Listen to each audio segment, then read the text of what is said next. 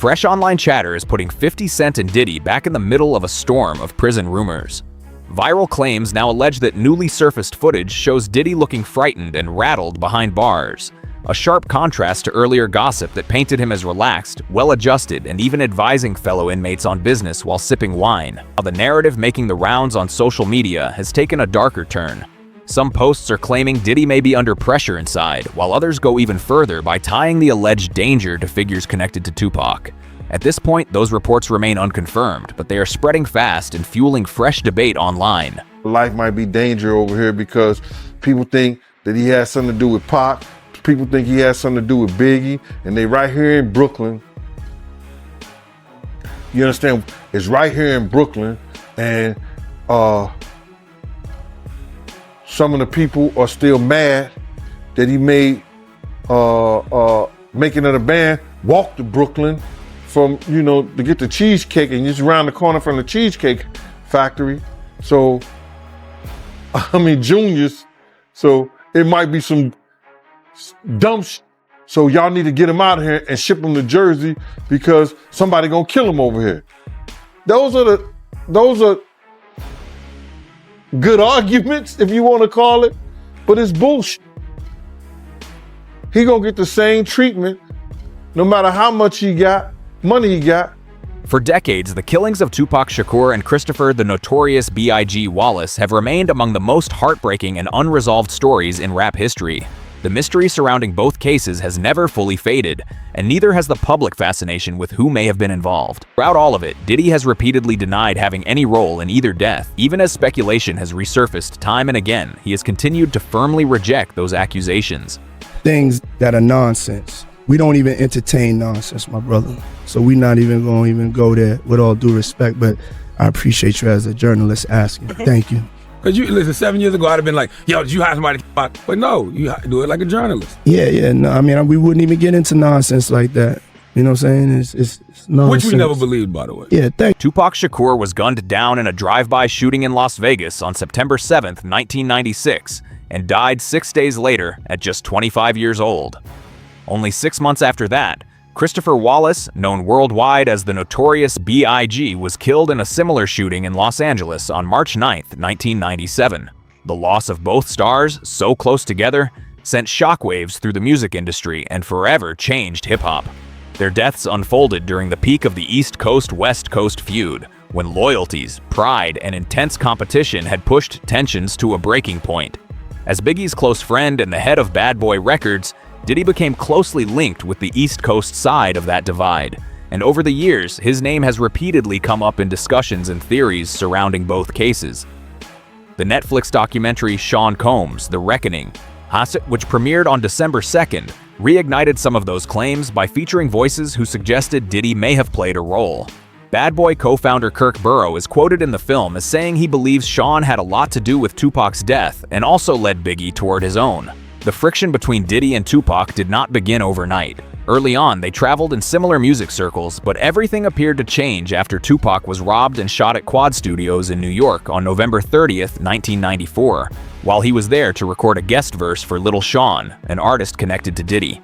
Tupac survived, but the incident deeply damaged his trust in both Diddy and Biggie and left a rift that never truly healed. In a 1996 interview with Vibe, Tupac was even asked directly whether he believed Diddy had anything to do with that shooting. The Quad Studios attack was never solved, but Gandil has claimed Diddy knew Tupac was going to be targeted and let events unfold. He also alleges that a 50 Cent documentary touched on the incident but left out what he considers a critical detail. According to Gan, Diddy, Andre Harrell, and Jimmy Henchman were together in Jimmy's office on the day of the shooting, a fact he says Biggie and Suge Knight did not know. Gan further claims Diddy was not there by accident, but because he wanted to keep close tabs on Biggie, whose publishing he allegedly controlled at the time, while Biggie was working on new material. Gan also says Jimmy Henchman told Diddy that Tupac was going to be taught a lesson over an alleged money dispute. Those claims remain allegations and have not been independently verified. To him being there to spy on Big, Jimmy Henchman told him that they finna teach Pac a lesson. Because Pac had owed him some money. So that's why he was up in the studio and was coming to the studio. Pac owed him some money. Pac owed him some money. He was going to work it off and get some money from doing a song with Lil Sean. And that's what that was about. But Pac was talking greasy to Jimmy Henchman, and Jimmy Henchman wasn't the type of dude that you talk greasy to, allegedly. Unless you're 50 Cent. So Diddy knew what was going to happen about it. He knew Pac was about to deal well, yeah. He was there to see it. He was there to see it. He wasn't only there to see Big them. When Jimmy Henchman told him that, he was there to see what's going to happen to Pac. He was there for that. Because had he not been there for that, he would have went up there in the office. He would have went to the studio or the studio session with Big them. He would have went to that studio session with Big them. He knew what room Big them was in. He didn't do that. He was there to see what was going to happen to Pac after Jimmy told him. And that's factual. Yeah, Kirk Burroughs, he also said that, he feels like, Diddy was behind Pac murder. Yeah. If Diddy played a part in that stuff, like he said, Kirk know where the money came from. I'm going to say this. They tried to, if you talk about the Vegas trip and the whole 9 yards, Kirk said that he paid for people to drive out to Vegas. You know what I'm saying? He said he paid for people to drive out of Vegas. I was heavily with Bad Boy at that time. I don't remember that part of it. You understand? I don't remember that part of it. But if Kirk knew and he was paying for people to drive out to Vegas in the whole 9 yards, it's hard to hide $1 million, brother. You ain't going to cash that in the check cashing place. You signing that over to somebody. I said 1,000 times, and I'll say it 1,000 times again. Eric Von Zip showed me and my man Boondang, aka my man Slick, a check for $1 million. We don't know, and everybody trying to say, lying, talking about half of it got paid, 500. I don't know. I know when I asked him about, we asked him, do we ask? No, we didn't ask him. I know when he showed us a check and he walked away after he showed us the check for the $1 million. Another version of the story claims Diddy was not simply there to monitor Biggie's movements. According to that account, Jimmy Henchman allegedly informed him that Tupac was about to be confronted over money he supposedly owed, and that the plan was for Tupac to make it right by recording a song with Lil Sean. That same telling of events suggests tensions had already escalated because Tupac had allegedly disrespected Jimmy Henchman, which is said to have triggered the confrontation. The claim goes on to suggest Diddy knew what was coming and stayed in the building aware of what Tupac was about to face. Supporters of that theory argue that if Diddy's only concern had been Biggie, he would have gone straight to Biggie's session. Instead, they allege he remained where he was after learning what was happening with Tupac. These accusations have circulated for years, but they remain unproven and unverified. Diddy's claim was an informant in 1997 who told investigators that Puffy had hired the Southside Crips to kill both Suge and Tupac, and that the Crip who was jumped at the MGM was in the group that had done the hit, and that they originally were going to do it at Suge's Vegas nightclub, but then decided to do it right away instead of waiting. This was exactly the same story that Keefe D told us a decade later. Very few people know that immediately after Tupac is shot and that white Cadillac is fleeing, one of the death row entourage, a guy named Alton McDonald, known as Buntree, chases after the Cadillac, and a second shooting takes place between the two vehicles. Alton McDonald's car is struck. In fact, within the Las Vegas files, there's a document that indicates that Alton McDonald's car had been struck by a bullet that night. He even said that, like, in retrospect, that was probably the best thing that could have ever happened to Puffy. By Zip stealing the money, now Puffy isn't connected to that shit. or else it would have been like a higher or something. You know what I'm saying? The FBI said it was just Zip. So the FBI told you the They said he same was a thing. dirty motherfucker. So the FBI told you that Zip kept that money as well. They said Zip's a dirty motherfucker. Everybody crossed you. You the last one to know every fucking thing. Even lawyers, your friends, everybody can cross your ass. Diddy has denied every allegation linking him to the case. In July 2024, the Las Vegas Metropolitan Police Department stated that Sean Combs had never been considered a suspect in the investigation into Tupac Shakur's murder, and he has not been charged in connection with it. Meanwhile, Dwayne Keefe D. Davis has pleaded not guilty and remains in custody, with the legal process continuing to draw national attention. Even so, the case remains one of the most closely watched in music history. According to people said to be close to the situation, tensions in hip-hop stayed extremely high after Tupac's death. Diddy and members of the East Coast camp were reportedly warned against traveling to the West Coast because of safety fears. Despite those concerns, Diddy allegedly continued pushing ahead with promotional plans for the notorious B.I.G.'s upcoming album. It has also been claimed that Biggie was uneasy about making those trips, but was encouraged by Diddy to continue the scheduled appearances, a point Kirkborough also raised in Sean Combs' The Reckoning. I seen an interview that Puffy did with Fat Joe where he was talking about Biggie in his last moments in LA. And he told Fat Joe that he didn't want to go to LA. He actually wanted to go to London. But Biggie, he was the one that wanted to go to LA, and he was the one that was pushing to go to LA. That's not true. My name is Kirk Burrows. I ran Bad Boy Entertainment. I helped co-found it. I created the company with him. I raised from general manager to president. And at that time, I put all of those business plans together. And Biggie didn't want to go to LA, ended up going. What got him out there was a week ahead of time to ease him into the whole award show. He may not have wanted to go to London, but was talked into it. First time ever, a rapper of your stature getting this treatment.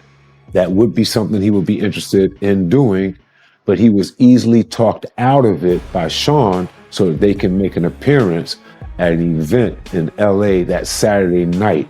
A part of the posturing of not only did we come to the award show, not only am I recording my album out here,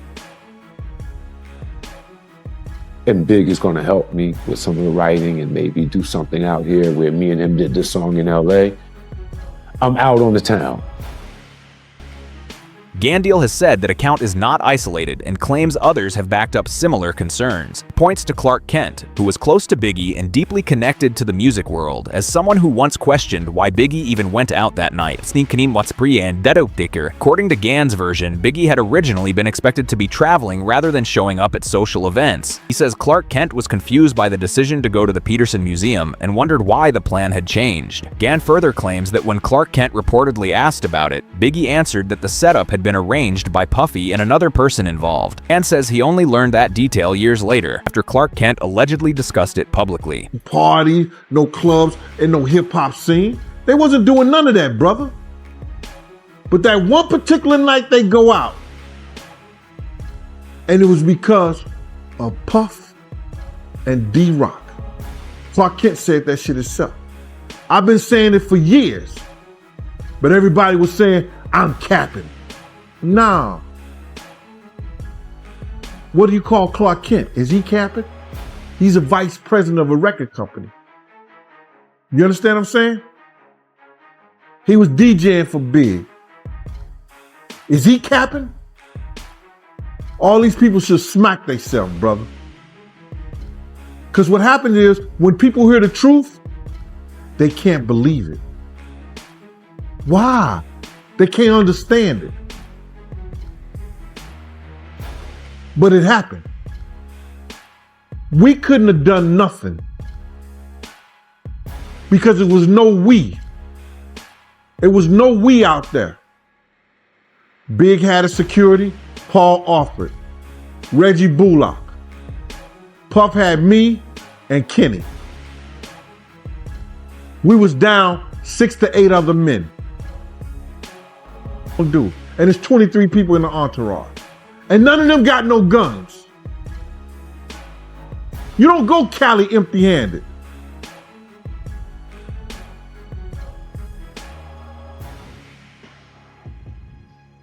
We couldn't have done nothing. What still troubles Gon the most, he says, is that he asked for more security before they went out that night. According to his account, he felt uneasy and pushed for stronger protection, believing the risks were already too serious to ignore. He claims those requests were turned down because there was supposedly not enough money in the budget for additional security. That detail, in his view, has remained one of the most frustrating parts of the story. Even after all these years, people continue to return to the unanswered questions surrounding what happened.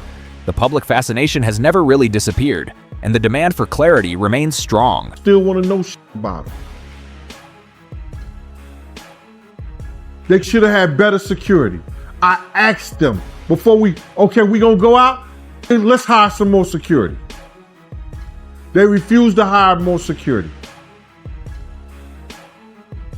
They refused to hire more security. Kirk Burrows said the same thing. They ain't have it in the budget. Not without Big, they don't have no budget. How about that? My perceptions have changed slightly, gradually over time. Today, I look at Diddy with through a different lens than I might have 10, 15 years ago. There were obviously some early red flags, but it's a complicated thing because we have to be very careful about falsely accusing people or even, making accusations based on nothing more than speculation. And we just haven't seen all the evidence. So I prefer to kind of withhold judgment on some things.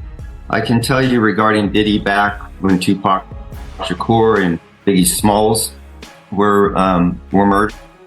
He wasn't exactly cooperative. He didn't do what you would assume a friend or, a manager, so to speak, would do.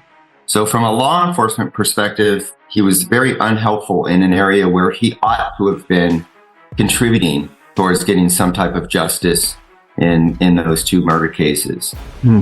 But as we found out in time, he was complicit in one of them, and which would make sense why maybe he didn't cooperate in the other, because the two were, they were just, we always understood that they were somehow interconnected.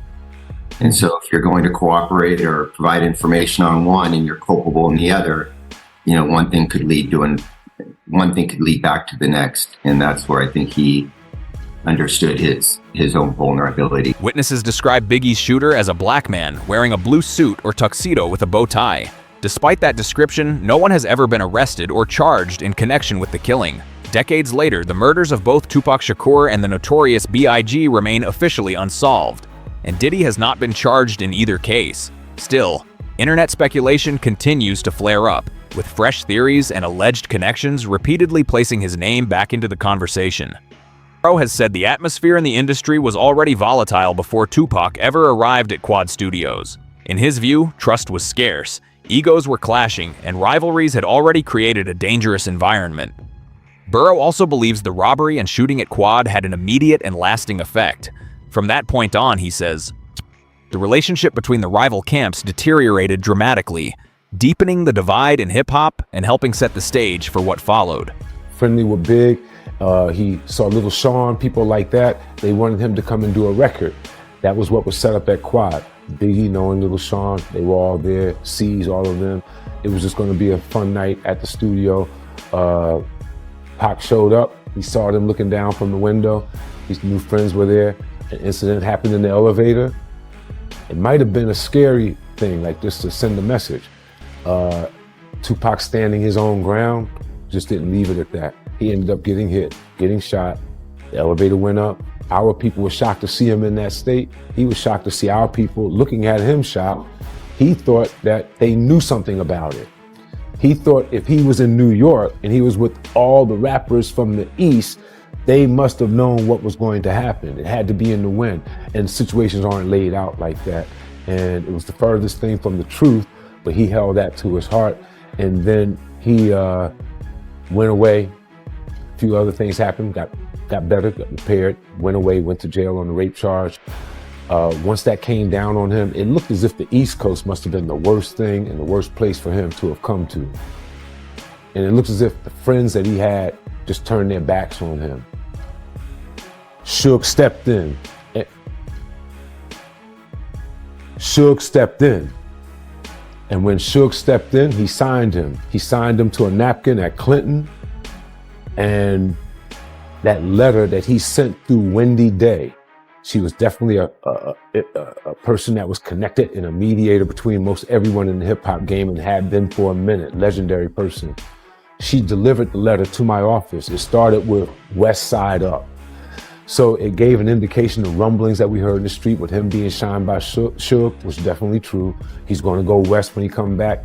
Burroughs says Tupac made it clear to him that the situation had moved far beyond music. According to that account, Tupac's message was direct, serious, and impossible to misread. He reportedly believed the fallout involved Puffy and Biggie, and that the incident at Quad Studios had changed everything. In Tupac's eyes, that moment was not just another industry dispute, but a major turning point. Burroughs' recollection suggests Tupac came away from that episode with an entirely different mindset. From then on, the conflict was no longer viewed as simple competition, but as something far more personal and dangerous. Important woman in the hip-hop world. I think she helped Baby and those guys with Cash Money label, setting that up.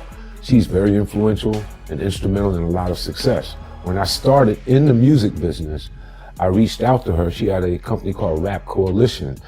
She went back and helped rappers from a previous generation get their money straight, their royalties. With that being said, I was like, she's someone I want to know. In knowing her, I had the good fortune of when she was dealing with Tupac during his crises on the East Coast, she went to visit him at Clinton.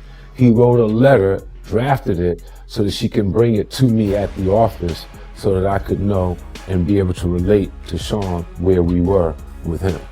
And the letter, if I remember, it said, West Side Up.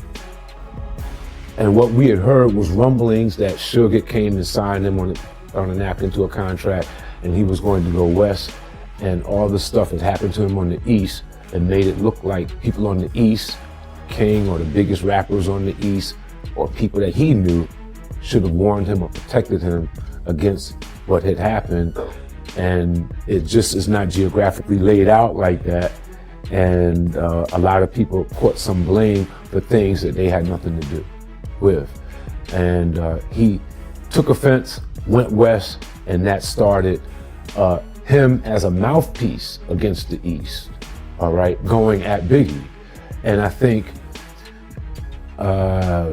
it's more than, that's one level of the beef. Then I think there's another level of things that were going on in the streets where things happened in the dividing line between East and West that caused a big rift that led to mouthpieces going at each. From Kirk Burroughs' perspective, that moment was the true beginning of a feud that spiraled out of control long before the violence that later stunned the world. He sees it as the flashpoint that intensified the distrust and hostility between both sides. Chopper, however, has offered a different take. He has claimed that Sean Combs was likely involved in Tupac's death, basing that belief largely on what he sees as the depth of the bad blood between them. Even so, those statements remain personal opinions and allegations. They are not supported by proven evidence. Comment you made about how when you would bring up Pac name around Diddy, he'll get mad. Yes. Yes. He hated every bit of it. I remember one time, you know, he was like, who did you grow up listening to? I'm like, Tupac. I ain't mentioned Biggie. That nigga ain't even talk to me for like 4 days after that. Everything with Pac, like, you couldn't say Pac was anything better than Biggie. You can't put them in the same realm or nothing. It was all about Biggie. Nigga, I ain't know no fucking, it was all a dream whole song. I knew a couple words, the first verse maybe, but he made us recite the whole fucking thing. I guess, I don't know. He made us recite that whole fucking thing. And I don't think that Biggie would have gave a if a nigga would have killed about reciting his whole shit, you dig? Like, cause I grew up listening to Biggie too, you know? And I just felt. That is why Chopper believes Diddy's feelings toward Tupac ran deeper than ordinary music industry rivalry. In his view, it was not just competition or label politics, but something much more personal. He describes the tension as intense and deeply rooted rather than petty or professional. Burr has also said that although the claim may sound extreme, he believes Diddy's dislike of Tupac was exceptionally strong. According to him, the full weight of that animosity only became clear in hindsight. It is his interpretation of the relationship, not a proven fact. I think the real reason why they ain't gonna let Puffy out is because they trying to connect that Keefer D situation with Puffy. That's what I really think it is. Because if it came down to some significant foolishness and all that, there are a buku chumped up charges they couldn't prove. I don't think they got no evidence. I think they trying to keep him in there to lock in that Keefer D. You heard me? That Keefer D situation with Puff. I think that's the only reason why he's still in jail right now. They know Puff is not a dangerous person on the outside. They know if they let him out right now, he's gonna be on house arrest. He's gonna be a good boy. He around and do all church little videos and whatever. They know that already. That's not what they aiming for. They don't care about none of that. What they care about is they trying to connect Keefer D with Biggie. I mean, with Tupac and Diddy. I'm telling you, that's what I feel. I never thought I would have said that, but I'm an intelligent man, bruh. And ain't no other way they gonna keep you in there of, yeah. Oh, Diddy did this to me. Oh, Diddy did that to me. I'm suing him. Oh, we got enough evidence to... No, you don't. That's accusations. That's not factual, brother. You dig? So I feel like the actual factual thing that they really trying to aim for is the Keefer D. That's the only thing that they can really lock him in with. All the rest of that shit gonna get chumped down when it come down to it. Diddy gonna plead, and that shit gonna be over with. What they going... That rabbit in the hole is gonna be that Keefer D situation. I'm telling you, mark my words. Watch. That's why they ain't gonna let him out. They would have let Keefer D out on that bail. Vegas got a little thing. They'll let you out on bail, but they got little restrictions of how you can get out. You dig? So they gonna make sure your ass can't get out of jail. Trust me. So that's the only. Do you think there will ever be a conviction tying Diddy to Tupac's murder? It is a question that continues to divide fans, especially as new rumors and long-standing theories keep resurfacing online. The conversation around these cases remains as heated as ever, with many people still waiting for answers after all these years. Share your thoughts in the comments below. People to put people out here that's doing shit like this, that's taking from people's families, that's women, that's women. I ain't got a problem with it. Let's go to war. Bruh, first of all, they're gonna try to get his baby mama stories. You know, they're gonna try to get 50 baby mama stories. They're gonna try to get girls that he probably dated, that he had problems and issues with and stuff like that. You know what I'm saying? They're gonna try to do the same thing they probably did to R. Kelly or Puff or whatever like that, and people tell their stories. You understand? But, you know, they trying to retaliate on what he did. Let him go ahead, bruh. Because I think he ready for it.